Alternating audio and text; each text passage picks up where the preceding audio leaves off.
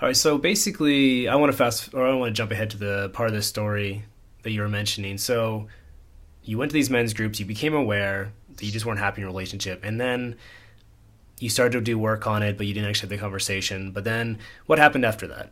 How long did that phase kind of trickle out for? What were you going through during those years?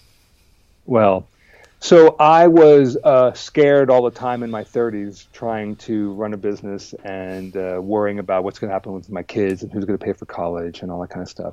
And so just a side note, I wasted the better part of my life worrying needlessly. So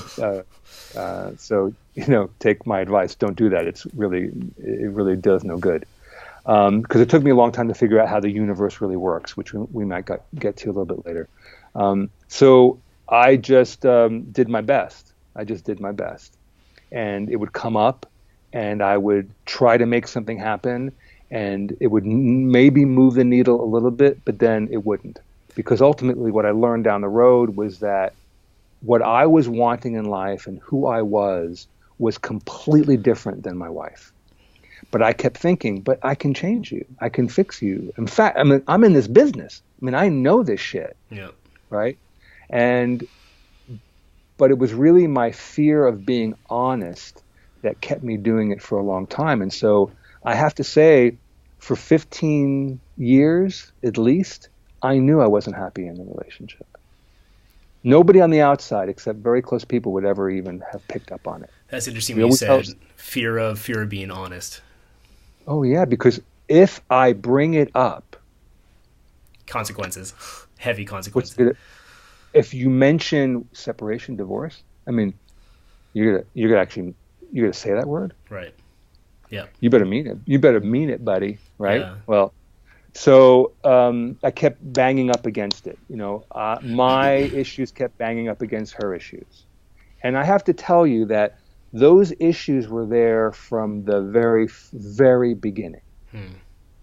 Okay? She was who she was, I was who I was from the very beginning. But you guys must have evolved since age, what was it, 18 or 22, you said? I was 19 when I met her. She was 21. Right. But who you were back then and who you were later. Yes, but the core issues that I kept running into were always there in her. Okay, what I had a problem with, they were always there. But what happens when you're young and in a relationship, you can forgive a lot. The honeymoon period allows you to say, well, that's okay. This is good. This is no big deal. But what happens after a couple of years, that stuff that you dismissed starts to become more and more of an issue. And it starts to annoy you. And so this is what happens in all relationships. So deny and dismiss at your own risk, because whatever is there at the beginning, you need to talk about it. It's not going to magically disappear. No. In fact, it will become more and more, it'll be bigger, right, at least in your mind. And then you'll resent her.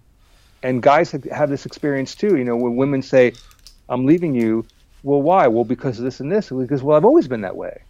That's right. I've always been that way, but we just didn't talk about it. So the women are as guilty, obviously, of not communicating. We're in this together. We co-create what these relationships look like. Mm-hmm. So I kept doing work. After a while, and literally I was like 49, and I just knew I needed adventure in my life. My life was too boring, too predictable. I wasn't liking my life. This house that I was in was not my house. It's like the talking heads. This is not my beautiful wife. This isn't, how did I get here? Just feeling trapped, I guess. Yeah, I'm totally feeling trapped. And I spent so much time, I can't tell you how much time I spent fantasizing about how can I have an affair? How can I get that without screwing that up? Uh-huh. Ashley Madison, Craigslist, what do I do? If I go to Burning Man, will I find someone at Burning Man? A lot of time, because I was not still, after all these years, willing to sit down and go, I'm not happy, have a discussion. So I was trying to find a way to make it all work.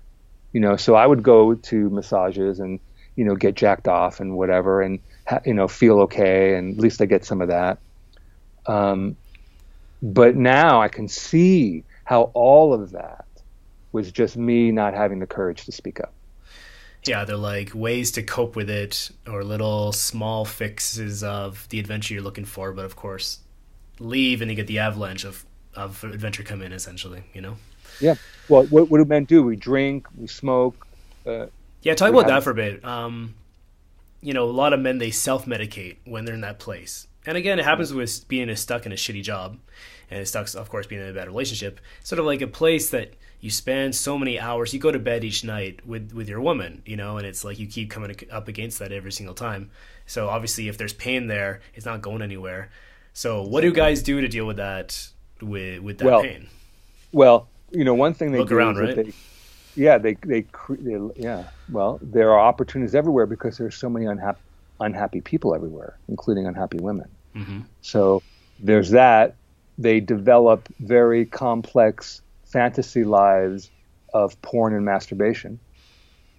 And so they get satisfied that way. But it's of like course, it's like pseudo satisfaction, and it's not satisfying at all. But like anything, porn is not the answer. What? Well, look, and so energetically, it's really dark. And if you look at the women, if you know what's actually going on and how these girls get involved, it's a really dark world. And like it or not, know it or not, it's affecting you when you're watching it. Because energy moves, man. Energy moves, and you watch something that's dark's going to come into you, and so it's something to pay attention to. Yeah. So I wanted adventure, and so okay, here's my story now. So I go on a bachelor party to Vegas. I'm 49, I think, and I do ecstasy for the first time. And I'm on a dance floor at Excess at, I think, the Encore. Yeah. I mean, I'm in the most depraved spot on the planet. There's nothing spiritually uplifting at all about Las Vegas. But I'm with my buddies, and I take ecstasy, and I dance for 7 hours on this dance floor. And I feel this level of joy that I didn't even know existed. I had the most incredible experience till then of my life. And when that was over, I thought, okay, there is more to life than I've known. I want to figure out how to feel this joy without having to take ecstasy. And it set me on a path. A few months later, I was at Burning Man, which is, most people know, it's a huge festival, art, music, drugs, craziness, Mad Max in the desert in Nevada. Right, amazing experience. I went a couple years. Wonderful stories, terrible stories, but a lot of lessons. Yeah, I've never been myself. I just keep hearing that it's madness. It's just sort of a free-for-all in the playa, and it's just everything from drugs to sex to whatever you want. And everything not related to that. Right. There are sober people.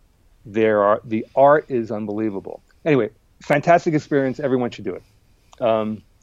Now, so I'm having adventure. It's not all pleasant.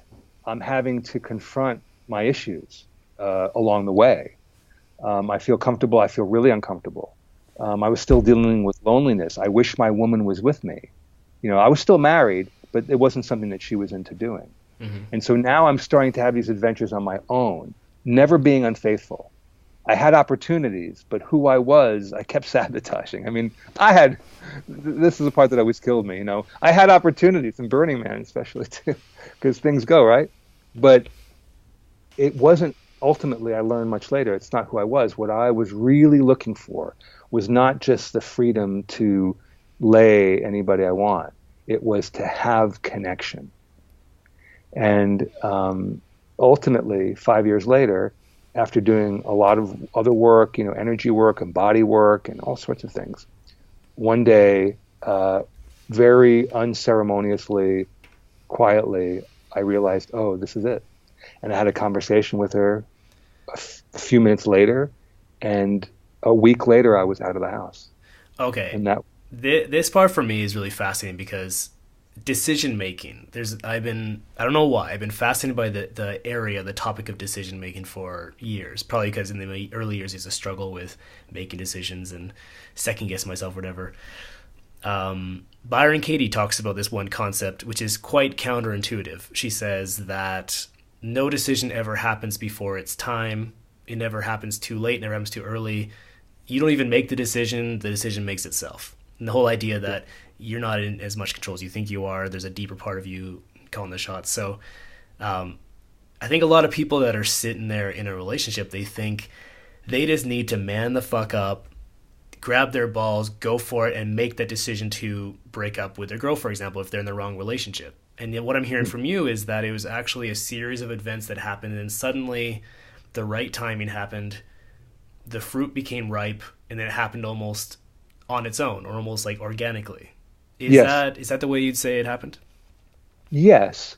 And it took a lot of work. So you must do the work so that ultimately one day you know the answer. So you don't, sometimes you have to grab your balls and leave a relationship to overcome the fear. But at that point, you still have to know it's the right thing to do. Right. Now, so that's my question for you: is why wouldn't you made that decision 5 years prior, 2 years prior, 3 years prior, when you perhaps knew? Wasn't there?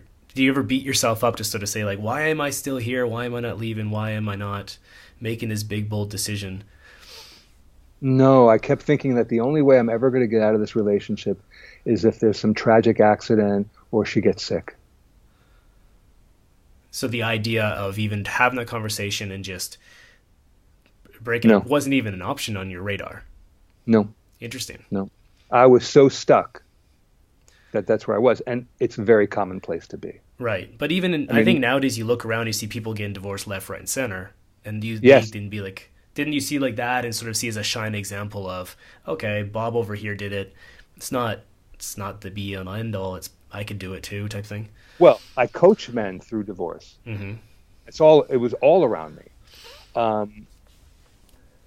That's interesting. But I kept thinking that, but I can do something here. And, I introduced some drugs to our relationship and we had some amazing times. And I thought that, oh, look at that. I could see it. And I got hopeful. Yeah.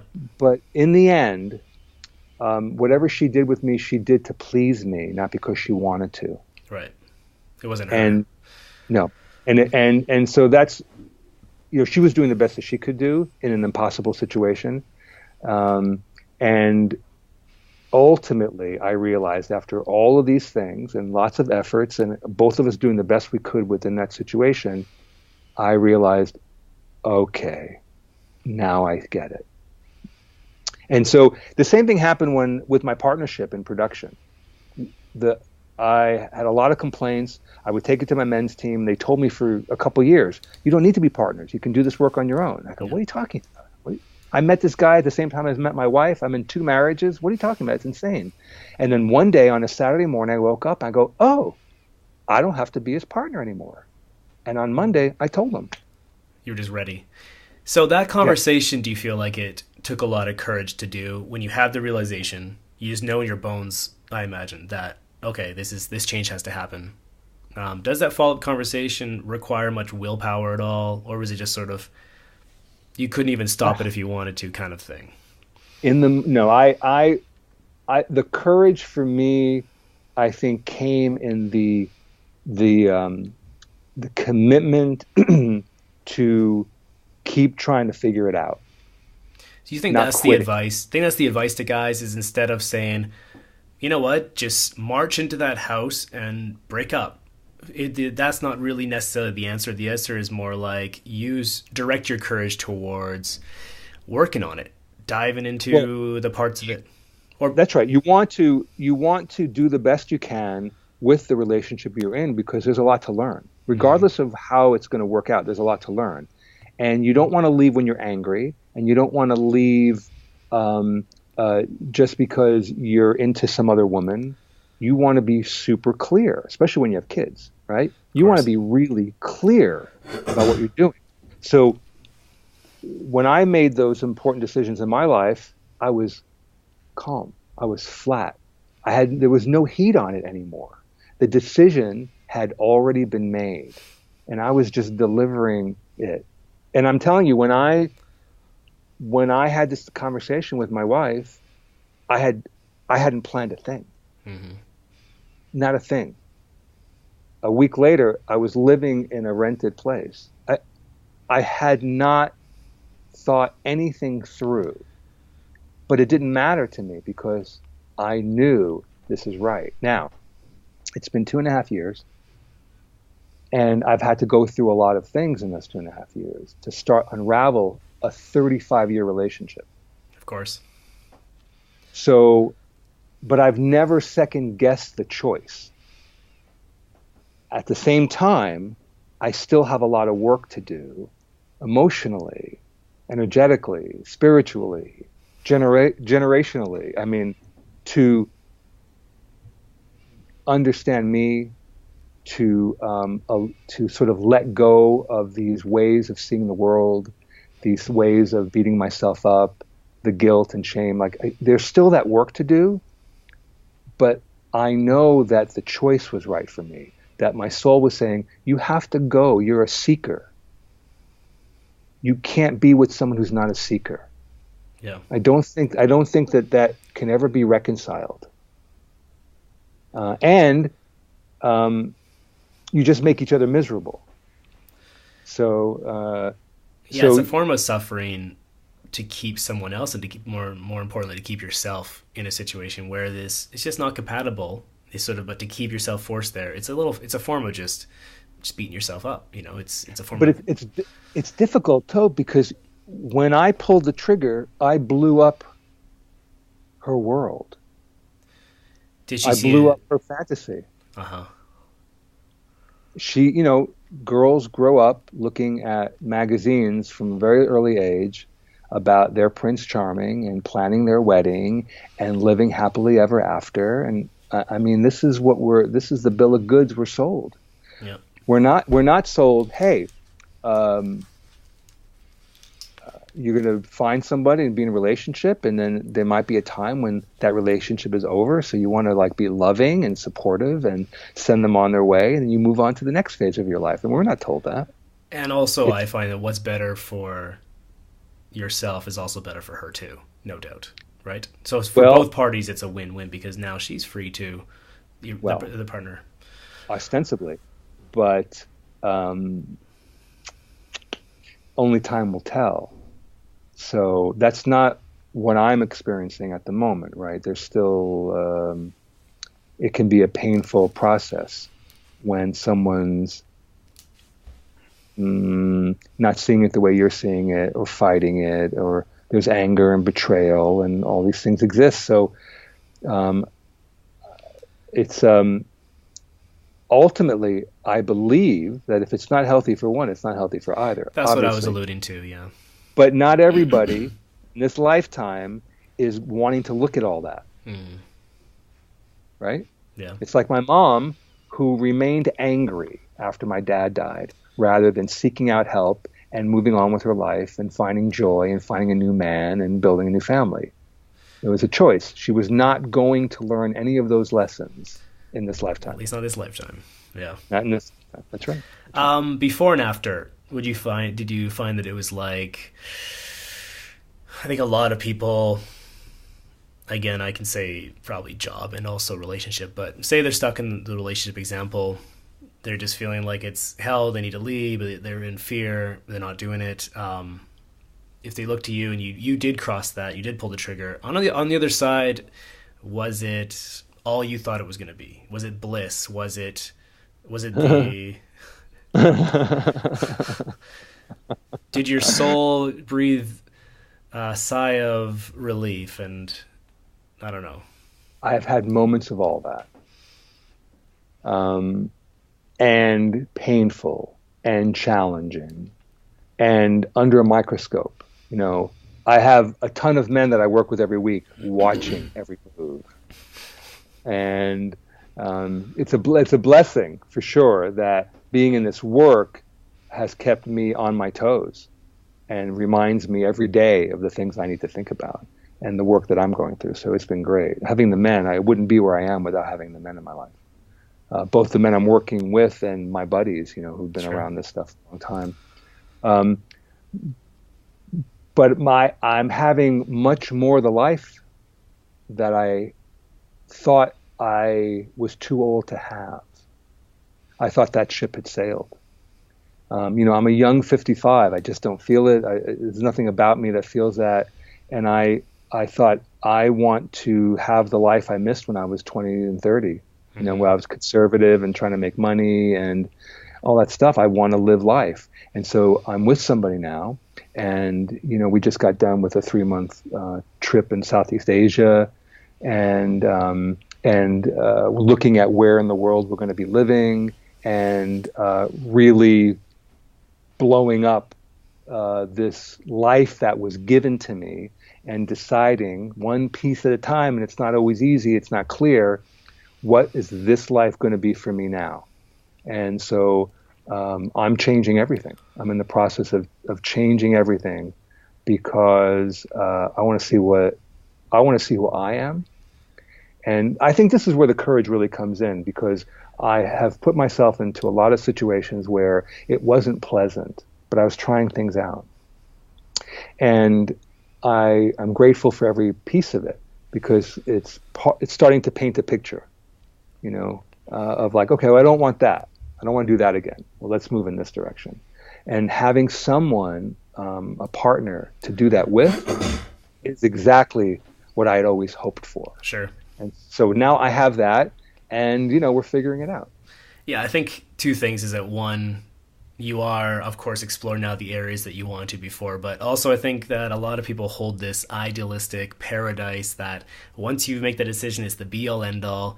It's just nothing but holding hands and, doing handstands through the beaches of paradise type thing. Of course, in my case, when I ended up quitting my job and it was I faced my truth and left a work that was dissatisfying and I entered being self-employed, it bathed me into a whole world of hell, and then had ushered me to a whole other world of growth that was staying in the job was really protecting me from, and the dams broke kind of thing. And then that was my experience. So I mean, sometimes it might be the same case for people when they leave. They actually were protected from these certain issues that they didn't have to look at in that relationship, and suddenly they're naked to it all. They're vulnerable to it all, and it all comes rushing in, and they have to deal with a whole host of issues. Completely. Now, so for the person who was left behind, they didn't ask for this. So they have a whole other process to go through. Yeah, I think there's two different sides of the coin have two different challenges and issues to work through. You are always only talking about one side of the coin, but of course the other side of the coin, being the dumped person, is. That's right. Even though it was clear it wasn't good, everybody knew it, they're still the bad guy. And that's part of what I've had to deal with, that I became the bad guy for some people in my family and in the community. But the truth was, we both knew it wasn't good.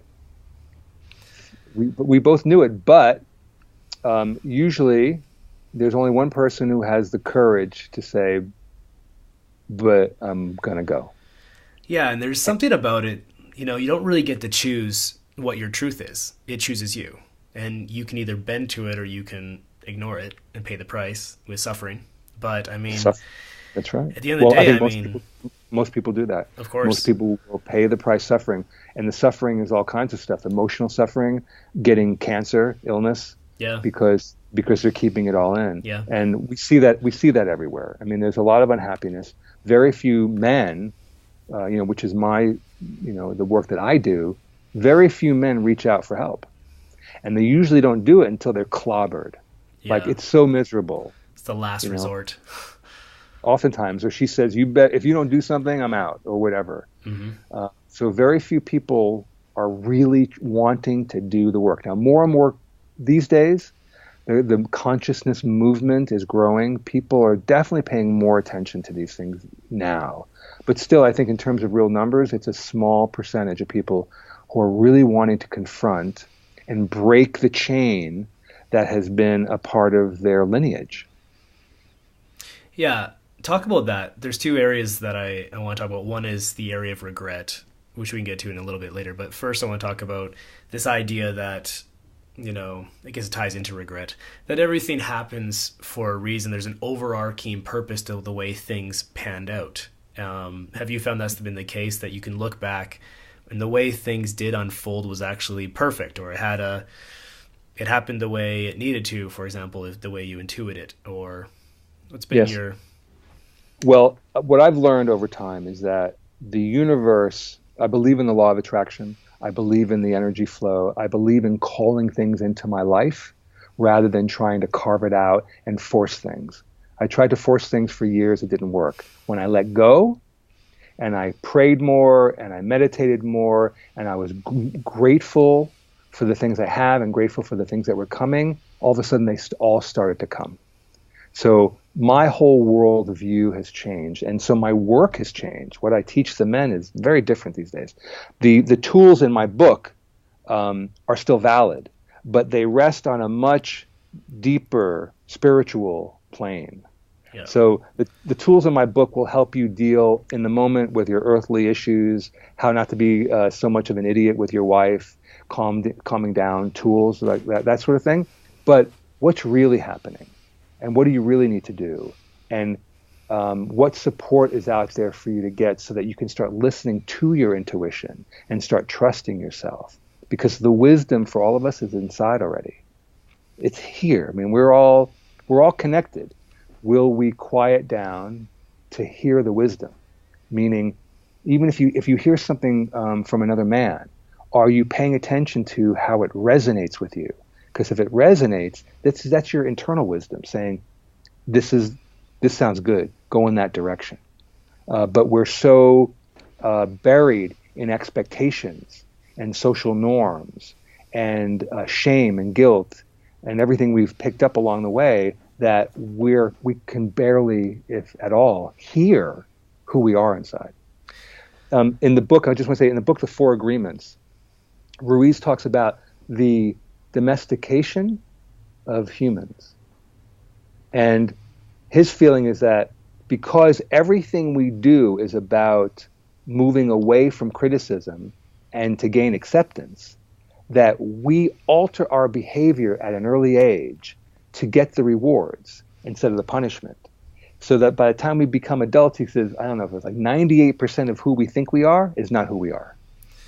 Interesting. It's all just been like tactics and strategies to avoid pain, essentially. And then it carries forward into adulthood without being checked and being analyzed. And yeah. Right. I think that's the unraveling process that happens as you get older, is that starts to unravel, of course, more and more, if you are on that path. And if you're on that path.